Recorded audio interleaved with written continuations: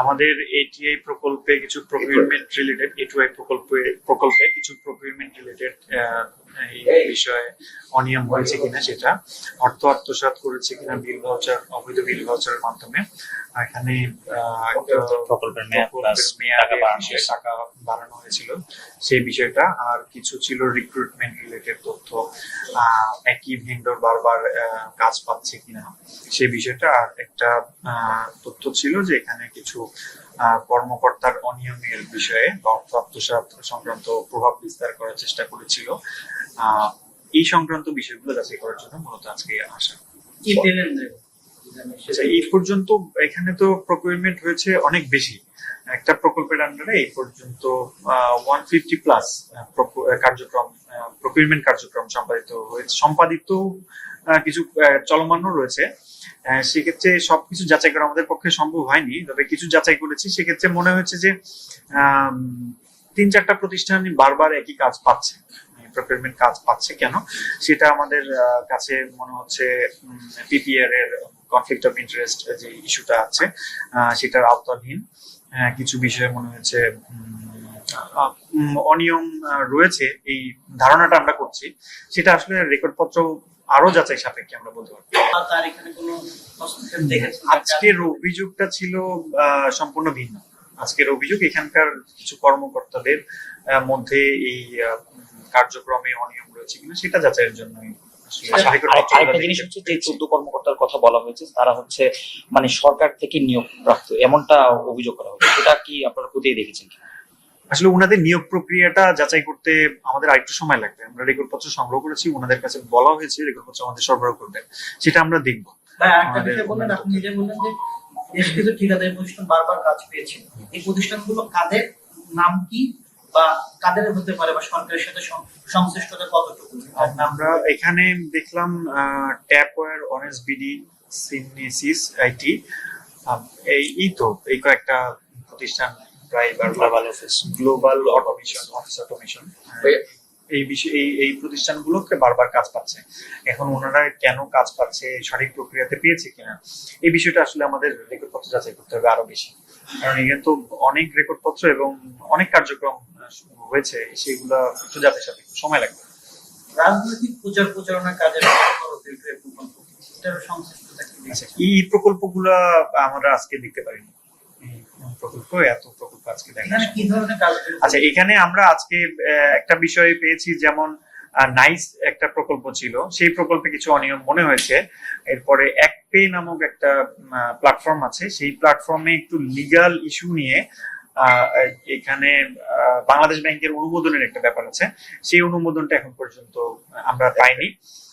একপেটা একটা প্ল্যাটফর্ম, সেখানে বিভিন্ন পেমেন্ট প্ল্যাটফর্ম, সেটা ব্যবহার করে বিভিন্ন সিস্টেমে টাকা পাঠানোর জন্য, mobile financial system, financial technology মূলত এটা ব্যবহার করা হতো।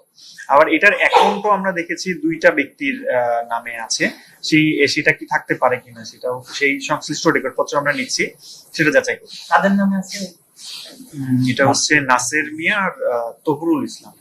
তারা কি মানে সরকারের কোন দায়িত্ব ছিল? তারা এই প্রতিষ্ঠানের ছিল। আরেকটা বিষয় সেটা হচ্ছে, আমরা যতদূর শুনেছি যে এই এটুআই প্রকল্পের পরামর্শক ইউএসআইডি কর্তৃক নিয়োজিত আদিব চৌধুরী, তাকে এই এটুআই পরামর্শক হিসাবে নিয়োগ করা হয়, যেখানে সরকারের সাথে পরামর্শ করে ইউএসআইডি এই কাজটি করেছিল। আমরা একটা অভিযোগ পাচ্ছি যে এই আদিব চৌধুরীর সাথে সাবেক প্রধানমন্ত্রী পুত্র সজীব ওয়াজেদ জয় এবং আইসিটি প্রতিমন্ত্রী জুনায়েদ আহমেদ পলক, এই দুইজনেরই খুবই ঘনিষ্ঠ সম্পর্ক। আপনারা এখানে এসে সেই বিষয়ে কোনো মানে এটার কোনো সত্যতা পেয়েছেন কিনা? লুটপাটের অভিযোগ আছে। আসলে আমাদের আজকের কার্যক্রম ছিল দুর্নীতি অনিয়মের মাধ্যমে রাষ্ট্রীয় অর্থ আত্মসাৎ হয়েছে কিনা সেটা যাচ্ছে। এখানে দুর্নীতি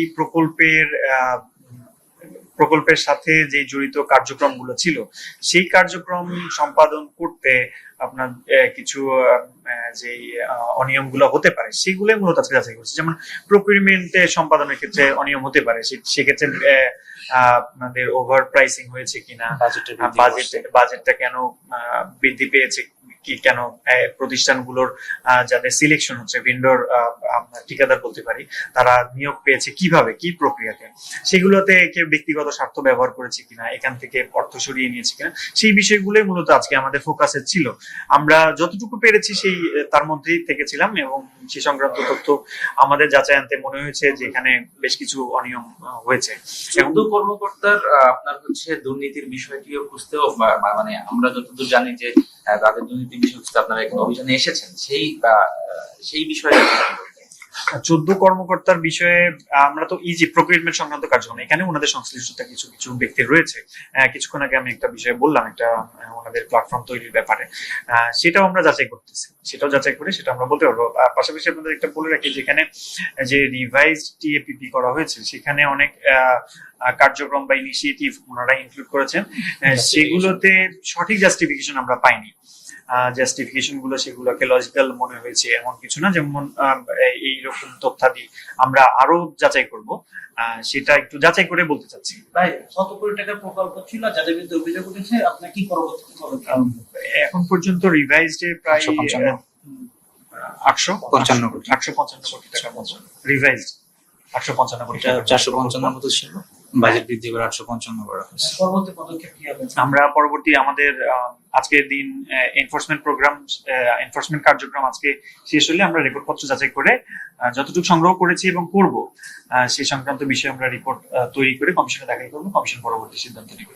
ঠিক একটা বিষয় প্রতিবেদন করলেন আপনার সবকিছু মধ্যে এই মন্ত্রণালয়ের যে মন্ত্রী আছে, সচিব আছে এবং উপদেষ্টা রয়েছে এবং সব মন্ত্রণালয়ের উপদেষ্টা ছিলেন, তো তাদের আসলে নির্দেশনা ছাড়াই কিন্তু আসলে সম্ভব না। আপনি কি মনে করেন তারা কি দায় এড়াতে পারে?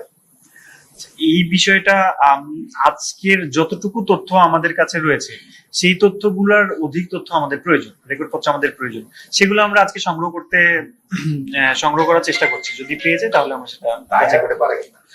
এখন প্রতিষ্ঠান প্রধান হিসেবে হয়তো দায়িত্ব থেকে থাকতেই পারে, কিন্তু এই প্রকল্পটাতে ছিল একজন প্রকল্প পরিচালক ছিল, সাথে অন্যান্য ব্যক্তিবর্গ ছিল, আর তাদের কার্যক্রমে কোথায় দায় ছিল সেটা আমরা যাচাই করবো। আর আমাদের তো এনফোর্সমেন্ট কার্যক্রম একদিনের মধ্যে হয়তো বা এত কিছু সম্ভব না। আমরা যে রিপোর্টটা দাখিল করবো, রিপোর্টের প্রেক্ষিতে কমিশন যে সিদ্ধান্ত নেবে পরবর্তীতে যে কার্যক্রম, সেই কার্যক্রমের আওতায় হয়তো সেগুলো বের হয়ে আসতে পারে। ঠিক আছে।